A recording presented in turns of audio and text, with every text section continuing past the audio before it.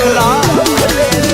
हम प्यार के मिठाई तनी चख ले तू, रानी चमरान जी के, रानी चमरान जी के रख ले तू, रानी चमरान जी के रख ले तू, रानी चमरान जी के।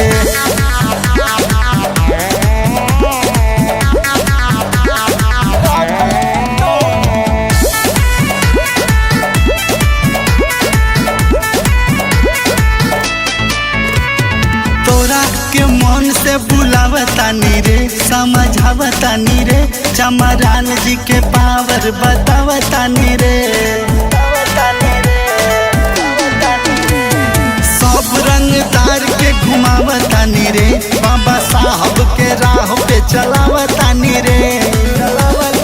हमारा के बहिया में कस ले तू, हमारा के बहिया में कस ले तू, रानी चमरान जी के, रानी चमरान जी के रख ले तू, रानी चमरान जी के रख ले तू, रानी चमरान जी के रख ले तू, रानी चमरान जी के। रानी चमरान जी के रख ले तू।